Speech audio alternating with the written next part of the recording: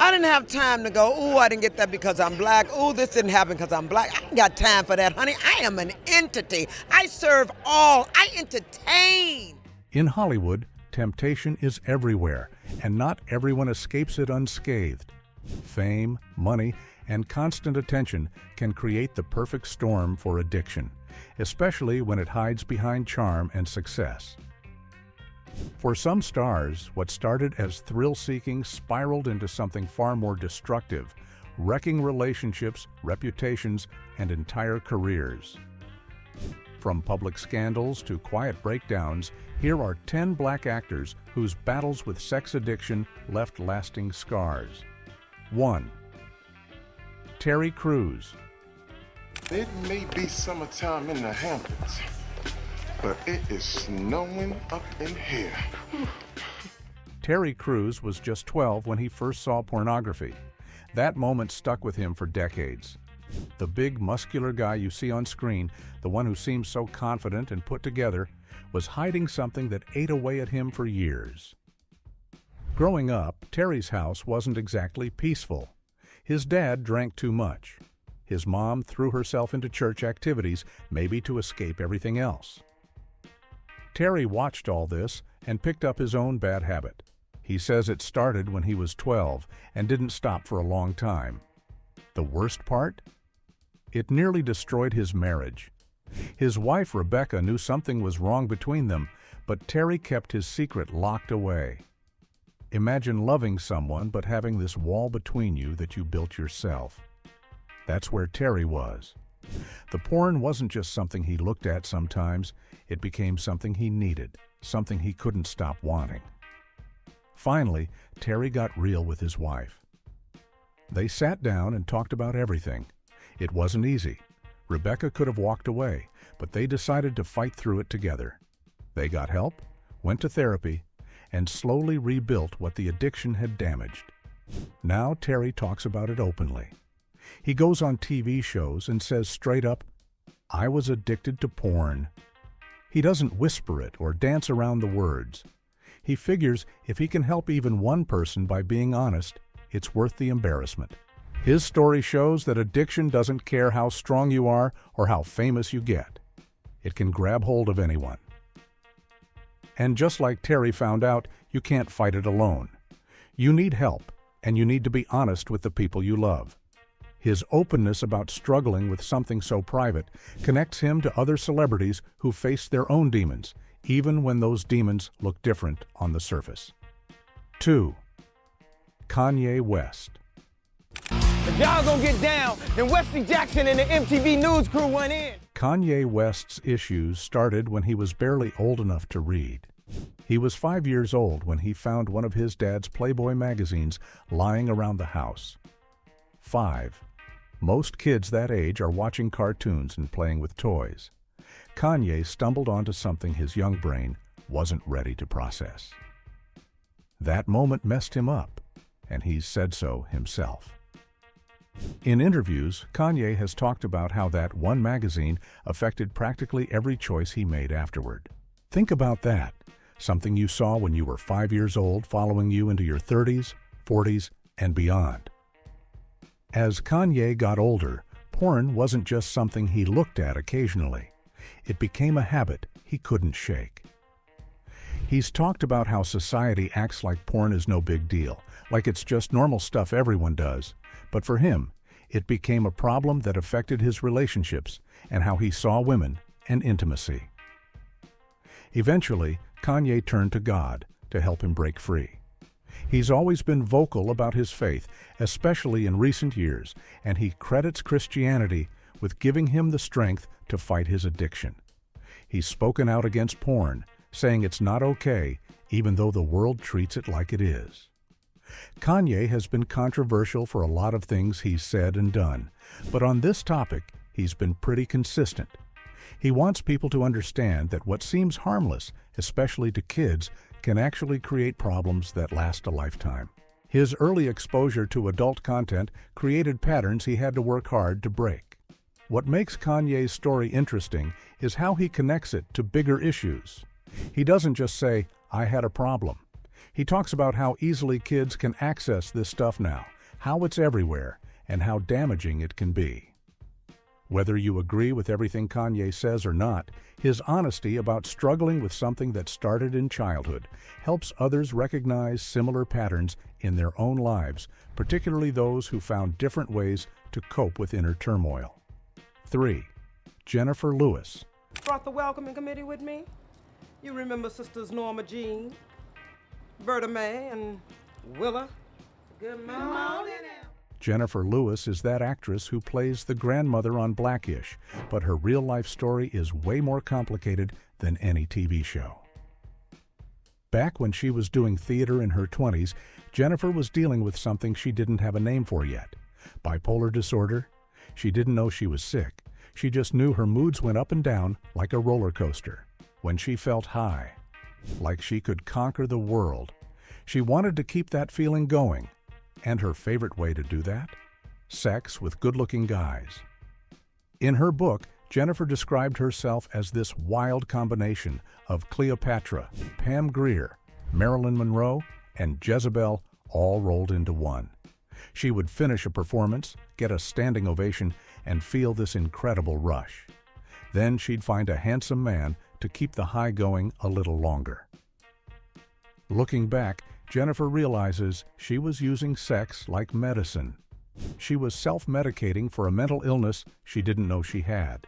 The sexual encounters weren't really about connection or even just physical pleasure.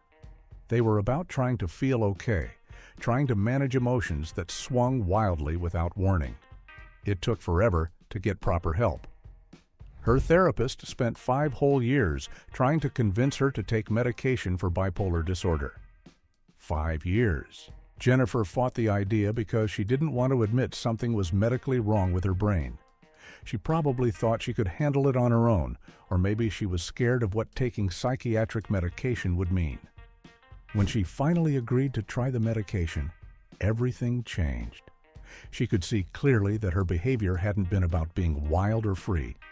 It was a symptom of an illness. The medication helped stabilize her moods, which meant she didn't need to chase highs through sex anymore. 4. Nicole Narain.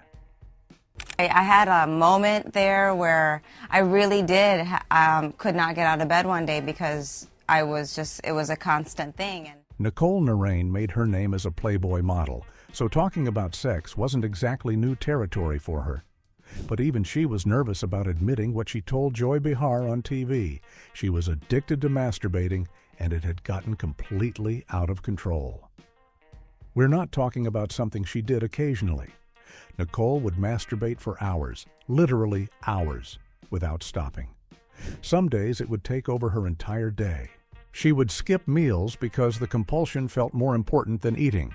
That's how bad it got. Nicole described these marathon sessions as exhausting and scary. She would finish and feel drained, like she'd run a marathon, but the scary part was how powerless she felt. It consumed her whole day, and she couldn't seem to stop herself. The behavior took over like it had a mind of its own.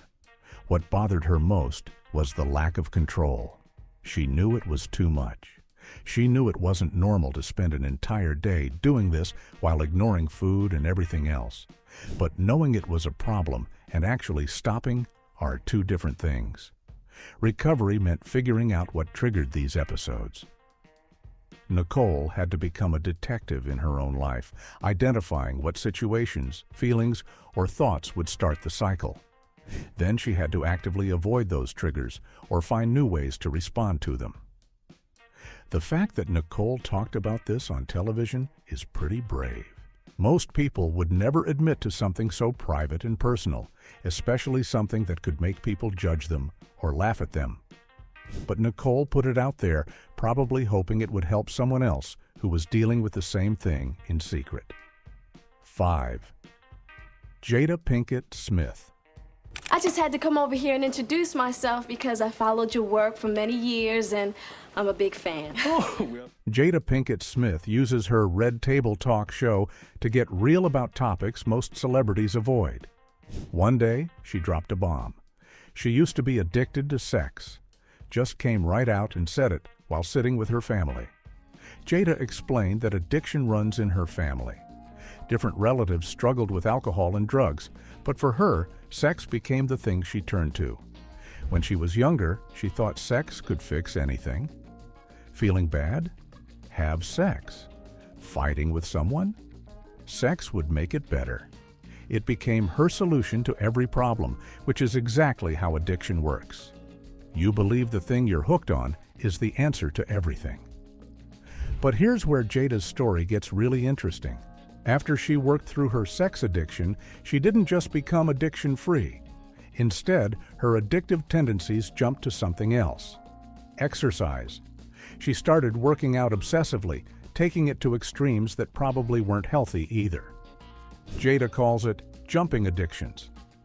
She recognized that her addictive patterns don't just disappear.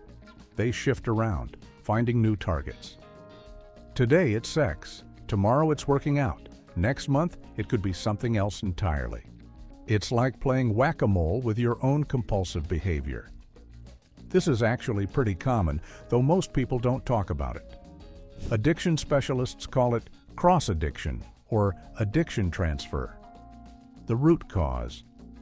Whatever makes you turn to compulsive behavior in the first place doesn't go away just because you stop one particular behavior. You have to deal with the underlying issues, or the addiction just finds a new costume to wear. Jada's openness about this on her own platform shows she's committed to real talk, not just the polished version celebrities usually present. She's saying, "Look, I'm successful.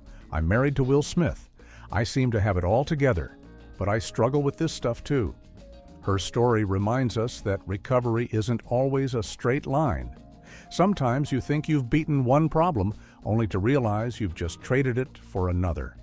Real healing means digging deeper and addressing why you turn to addictive behaviors in the first place, not just switching from one compulsion to another while the core issue remains untouched. 6. Bill Cosby.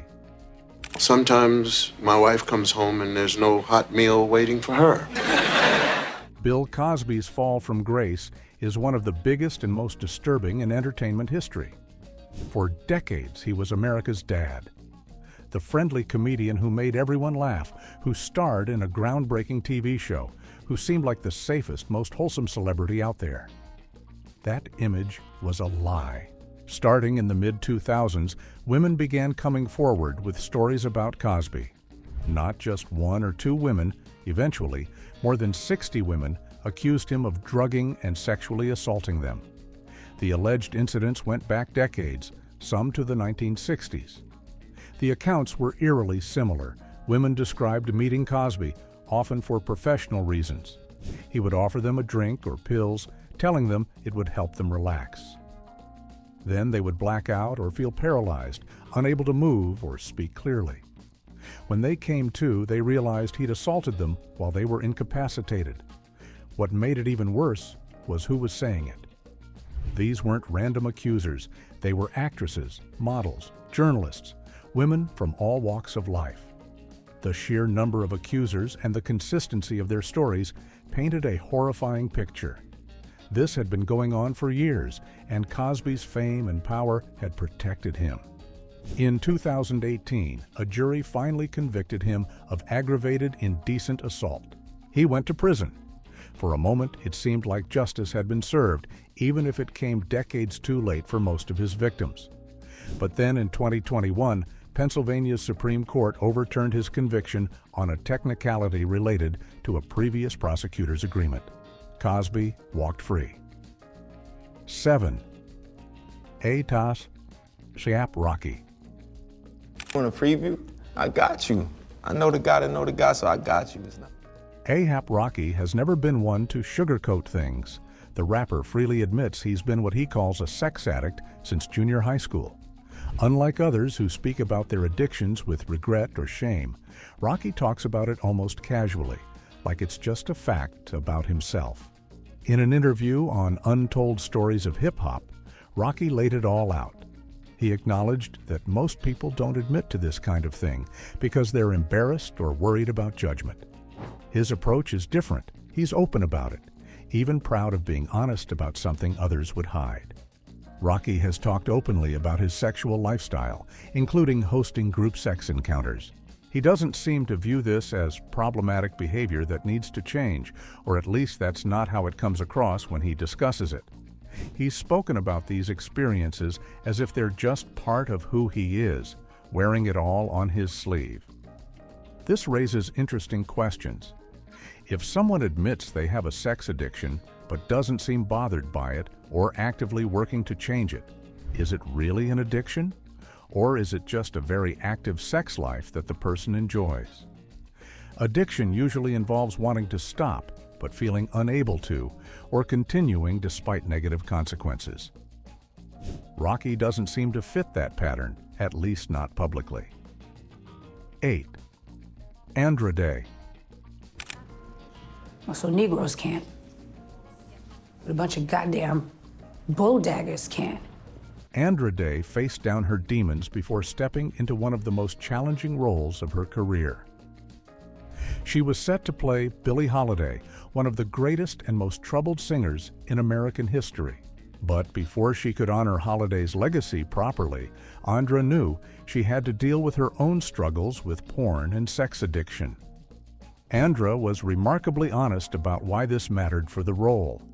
Billie Holiday was hypersexualized throughout her career. The jazz world and the media constantly focused on her sexuality in ways that diminished her artistry. Andra didn't want the movie to repeat that pattern, but she also knew she couldn't approach the role authentically while fighting her own battles with sexual compulsion. So she did the work. She addressed her porn addiction and her issues with compulsive sexual behavior before filming began. It wasn't about reaching perfection. It was about getting healthy enough to do justice to the character and the real woman she was portraying. What's powerful about Andra's confession is how she framed it. She didn't say, "I had this rare problem that nobody else deals with."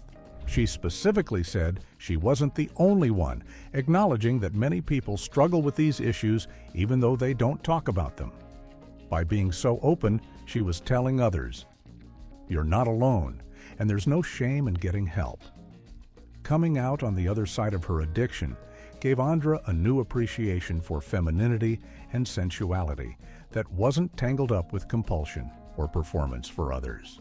She talked about how different it felt to explore those aspects of herself from a healthy place, where she had actual choice and control instead of being driven by addiction. Taking on the Billie Holiday role after doing this personal work meant something deeper to Andra. She felt like she was honoring Holiday's strength and the strength that exists in femininity itself, not the sexualized version of femininity that society often pushes, but something more authentic and powerful. Andra's story shows incredible self-awareness and integrity. She had a major career opportunity, but she didn't just jump at it. She recognized she needed to be in a healthier place first. That's not easy. Delaying a dream role to deal with personal issues takes courage and honesty. 9. Sean Diddy Combs. It depends on my mood, my vibe. And Puff, where did that come from? I can't tell you that. Sean Combs, better known as Diddy, is facing some of the most serious allegations in this entire list. What started as rumors and whispered stories became a full-blown criminal case that has shocked even people familiar with Hollywood's dark side. His ex-girlfriend, Cassandra Ventura, who performed as Cassie, took the stand and described years of disturbing behavior. According to her testimony, Diddy organized elaborate sexual encounters that he called freak-offs. These weren't just parties. They were carefully orchestrated events where Cassie says she was coerced into participating in sex acts with male escorts that Diddy hired and paid. Cassie's testimony was hard to hear. She described feeling like she had no choice, that she went along with things because she loved him and wanted to make him happy, even when what he demanded made her deeply uncomfortable. She talked about being humiliated, about hotel rooms getting trashed during these marathon sessions, about feeling overwhelmed and disgusted by what was happening. The allegations include details that are truly disturbing. Cassie described Diddy urinating on her or having the sex workers he hired do so. She talked about him paying these escorts thousands of dollars in cash after the encounters. Hotels apparently charged massive cleaning and repair bills because of the damage done during these sessions. When prosecutors asked if there was anything she enjoyed about these orchestrated encounters, Cassie cried openly. The only thing she could say was that she enjoyed the time spent with Diddy himself, not the sex acts he forced her into, but the moments with the person she loved when he wasn't making these demands. The case goes far beyond personal struggles or addiction. Federal prosecutors have charged Diddy with sex trafficking and other serious crimes. The allegations describe someone who used his wealth, power, and influence to control and coerce others into sexual situations against their will. This isn't about someone struggling with compulsive behavior. It's about alleged criminal conduct, manipulation, and abuse. Multiple women have now come forward with similar stories about Diddy. The pattern described is one of systematic abuse, where power imbalances made victims feel unable to say no or leave. The legal case is built around the idea that Diddy used violence, intimidation, and financial control to traffic people for his sexual gratification. Diddy has denied all the charges, and legally he's innocent until proven guilty. But the testimony from Cassie and others has been detailed and consistent. The case has become one of the most high-profile examples of how unchecked power and compulsive sexual behavior can escalate into something criminal and deeply harmful to others. 10. Chris Brown. Meaning, being able to go through everything I went through and show my fans that I love them, Chris Brown's story is harder to tell because it involves someone else getting hurt. Back in 2009, Chris was dating Rihanna. They were young, famous, and seemed like they had everything going for them. Then one night, everything fell apart. They got into a fight in his car after a party. The argument was about another woman. Chris had been texting someone, and Rihanna found out. What happened next shocked the world. Chris physically attacked her. We're not talking about a push or a shove. The police report described serious injuries. Photos leaked showing what he'd done, and people couldn't believe it. Chris ended up pleading guilty. The judge gave him 5 years of probation, ordered him to do community service, and sent him to counseling for domestic violence. You'd think that would be the end of it, but Chris messed up his probation and ended up spending 7 months in jail. Here's the thing about Chris's situation. It's different from being hooked on drugs or sex, but it shows what happens when someone can't control their anger and jealousy.